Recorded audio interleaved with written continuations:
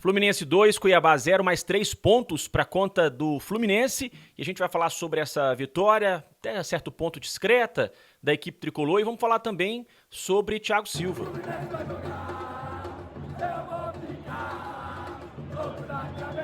Meus amigos, um grande abraço a todos, muito obrigado pela sua presença, pela sua audiência, obrigado também pela sua amizade aqui no canal Ligados no Flu. Eu sou o Rodrigo Dias, sou jornalista esportivo, agradeço a todos vocês que me ajudaram a ultrapassar a marca de 20 mil inscritos aqui no nosso canal. Muito obrigado a todos vocês, a minha forma de retribuir o carinho de todos que participam é dizendo o nome da cidade de onde vocês nos acompanham, como a Márcia Dicas, em Porto Velho, Rondônia, o Demétrio Araújo, em New Jersey, nos Estados Unidos, o Manuel Ribeiro, em Cabo Frio, o Ângelo Luiz, que mandou um abraço para a filha dele, a Laura Oliveira, no Rio de Janeiro, e para o Alexandre Lanza, em Nova Iguaçu. Quero agradecer também ao Célio Dias Santana, que colaborou com o nosso canal. Você também pode ajudar, qualquer valor, gente, qualquer valor que você puder colaborar com o nosso canal vai me ajudar demais da conta, valorizar o meu trabalho e vai me ajudar muito. Você não tem ideia do quanto que vai me ajudar. Então, muito obrigado ao Célio e a todos vocês que participam aqui do nosso canal. Não esquece de fazer a sua inscrição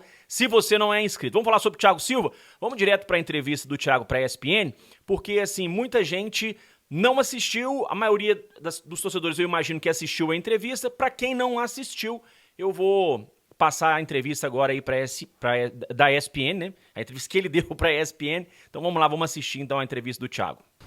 Cara, eu tenho um contrato aqui, né?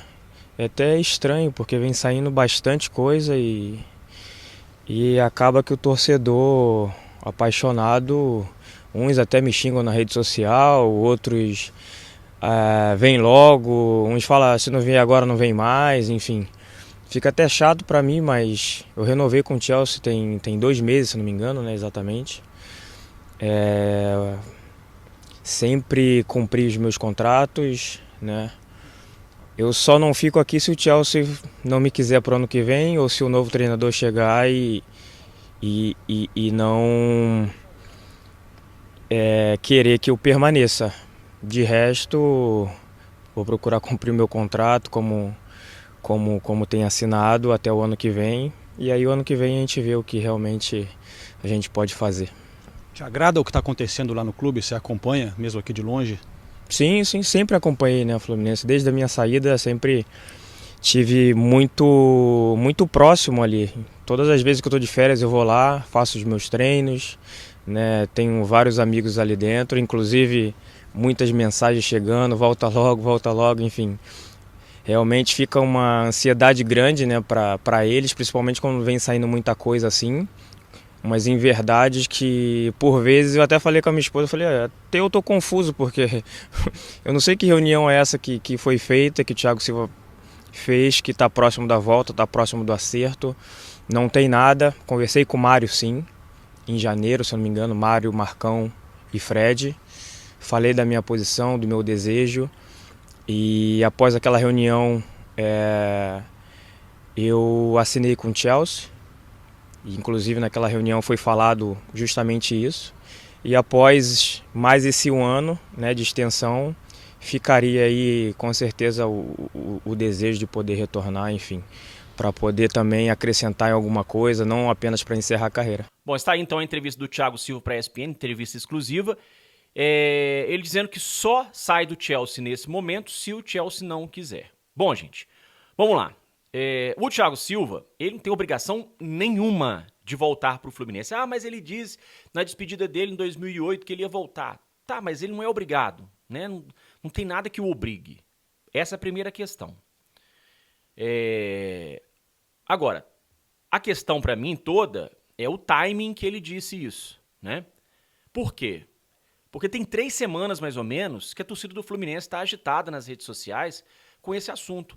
O Mário Bittencourt foi perguntado há umas 3 semanas no programa Sport TV se havia chances do Thiago voltar agora. O Fluminense divulgou nas redes sociais algumas postagens que agitaram a torcida. Escreveu que o Germancano fez 3 gols e fez questão de botar o número 3, que é o número da camisa do Thiago. Escreveu a palavra monstro em algumas postagens, que é o apelido do Thiago. Publicou foto dos jogadores conhecendo a sala de troféus com a foto do Thiago ao fundo. Então tudo isso foi alimentando, né, esperança na torcida. O Marcelo essa semana, uma semana extremamente movimentada por causa do Thiago Silva, dessa possível volta. O Marcelo me faz uma postagem de um print de uma conversa dele com o Thiago. Então, tudo isso foi alimentando a esperança do torcedor, né? E aí, o Thiago podia ter... Quando começaram a surgir os rumores, o Thiago já podia ter falado, gente, não tem a menor chance de eu sair agora do Chelsea. Isso não aconteceu. Por outro lado também, eu não acho que ele iria dizer algo diferente do que ele disse ontem, porque, gente, ele tinha acabado de ser homenageado pela torcida do Chelsea.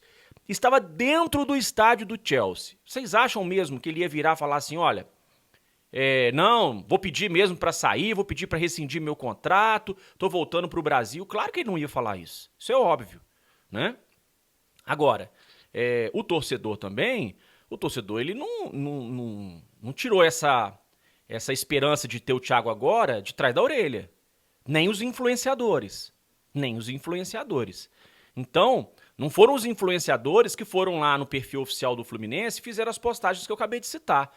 Não foram os influenciadores que postaram o print da conversa do Marcelo com o Thiago Silva. Não foram os influenciadores que escreveram a matéria que saiu em um dos mais respeitados jornais da Inglaterra, falando que o Thiago tinha caminho livre para sair do Chelsea, que o Chelsea não causaria nenhum problema para o Thiago sair. Então, não foram os influenciadores que fizeram isso, né?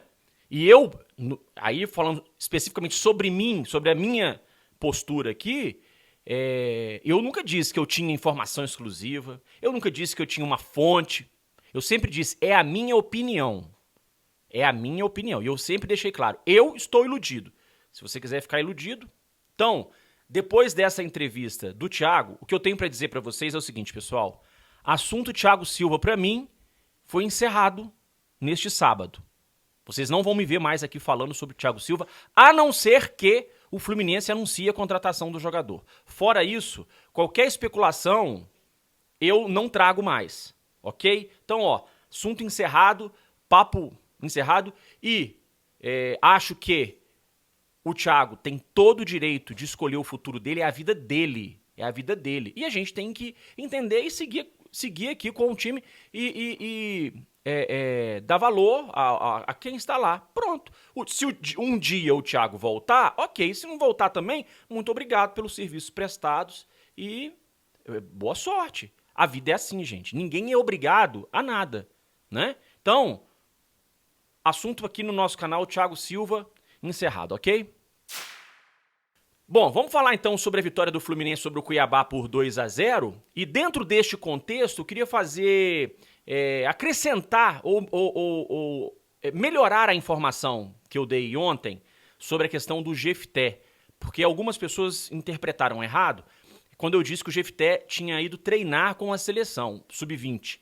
Eu não disse em momento algum que o Jefté tinha sido convocado para o Mundial. Disse que ele tinha ido treinar. Então, apenas para deixar claro, o Jefté, assim como outros jogadores do Fluminense, participaram de algumas atividades da seleção brasileira sub-20, mas o Jefté, assim como outros, como o Kaique Almeida, por exemplo, zagueiro, eles não foram convocados, tá, para o Mundial. Então, deixar bem claro isso. O Jefté, inclusive, deve jogar nesse final de semana o Fla-Flu do Campeonato Carioca sub-20, tá bom? Bom, o Fluminense, então, foi a campo. O esquerdinha chegou a ser relacionado, né, entre aqueles atletas que estariam à disposição do Fernando Diniz, mas não foi para a relação final do jogo, ou seja, não ficou ali no banco de reservas. O lateral esquerdo, esquerdinha, de apenas 17 anos. O Fluminense, então, foi a campo com aquela formação que a gente já havia trazido aqui no nosso último vídeo e não teve uma atuação brilhante. Ganhou, conquistou os 3 pontos, mas não teve aquela atuação, né, de encher os olhos que a gente está acostumado a ver. O Fluminense, pelo contrário, mostrou pouca inspiração, mostrou pouca aproximação entre os jogadores, pouco entrosamento.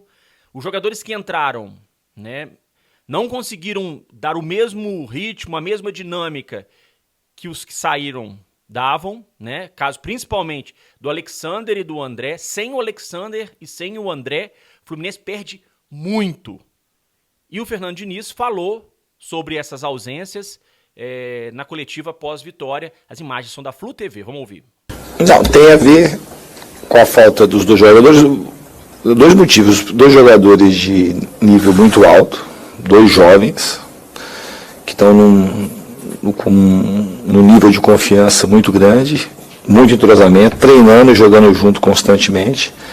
Então a gente acabou perdendo, nesse sentido, bastante por conta disso, por conta do momento que os dois vivem e por conta do entrosamento. O Lima fez um belo jogo também, o Thiago Santos também começou bem, depois, assim, do primeiro, segundo erro, teve um decréscimo de confiança, mas o que mais pesou é a falta de ritmo de jogar com o time, de saber o que tem que fazer no tempo certo, que é absolutamente normal. O Thiago foi um dos jogadores que chegou por último aí, e com o tempo tenho certeza que ele vai ficar cada vez mais à vontade e vai nos ajudar porque é um grande jogador. Bom, essas as palavras então do técnico Fernando Diniz, mais uma vez saindo em defesa do Thiago Santos. Thiago Santos que não vai poder ficar à disposição do treinador para o jogo contra o Flamengo, porque ele já havia jogado pela Copa do Brasil. Bom, para mim, gente, o melhor em campo nessa vitória sobre o Cuiabá foi o Marcelo. Liderou o time, participou das jogadas dos 2 gols, né? Ele faz o cruzamento pro Ganso, que dá assistência pro Nino, né? Faz uma linda inversão de bola. No segundo gol, ele encontra o Germancano, que dá o passe pro Lima, que origina a assistência pro Ganso fazer o gol. Ele participou dos 2 gols. Não deu assistência, mas participou da jogada dos 2 gols. Inclusive, no segundo gol, se vocês repararem no replay, antes da bola chegar no Ganso, quando a bola para no pé do Lima, que o Marcelo percebe que, né, ele vê que o gol ali tá desenhado, o Marcelo ele já vibra, né, porque ele pressente que vai sair o gol.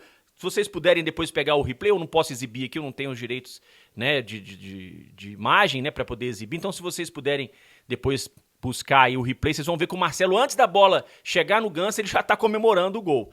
Então, assim, o Marcelo, para mim, foi o melhor em campo, liderou mesmo o time, conduziu a equipe para a vitória, muito, muito bem na partida. Grande atuação do Marcelo com a camisa do Fluminense. Mais uma grande atuação do Marcelo com a camisa do Fluminense. Para o jogo contra o Flamengo na próxima terça-feira pela Copa do Brasil, o Diniz vai ter a volta do André.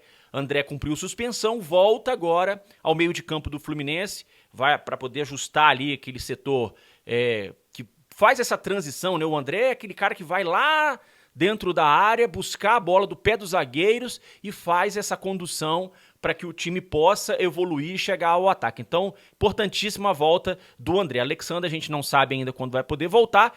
E aí, o que eu vejo como uma questão complicada é porque a gente não sabe se vai ter o Samuel Xavier nem o Martinelli.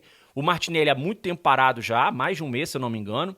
O Diniz disse na coletiva que ele ainda vai ser avaliado. Samuel Xavier a mesma coisa, não sabemos se o Samuel terá condições de jogar. Espero que sim, né? Ele dá outra dinâmica também ao setor ofensivo do Fluminense, então seria muito importante. E aí, eu queria deixar aqui um ponto de alerta para esse jogo contra o Flamengo. Nós também não teremos o Lelê como opção no banco de reservas. Lelê não pode jogar a Copa do Brasil. E como o Keno também não deve jogar, nosso ataque deve ser mais uma vez o Germancano e o John Kennedy, que ontem estava completamente desconcentrado. Não parecia assim conectado com a partida.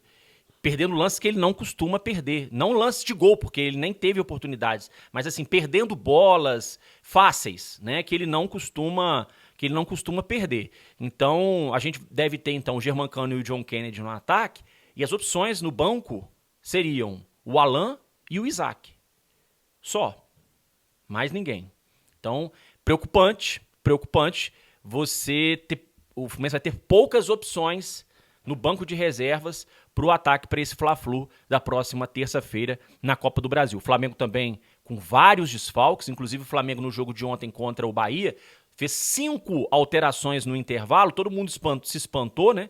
Mas 4 delas foram por contusão. Então o Flamengo pode ter muitos problemas para esse jogo também na próxima terça-feira contra o Fluminense. Para a gente encerrar, Vou mandar mais abraços aqui para a galera que deixa o nome da cidade de onde nos acompanha, como o Raimundo Saraiva, em Rio Branco, no Acre, o Carlos Antônio, em Brasília, o Renato Silveira, em Araruama, o Joanilson Queiroz, em Campo Grande, Rio de Janeiro, e o Rumão Silva, em Uruará, no Pará.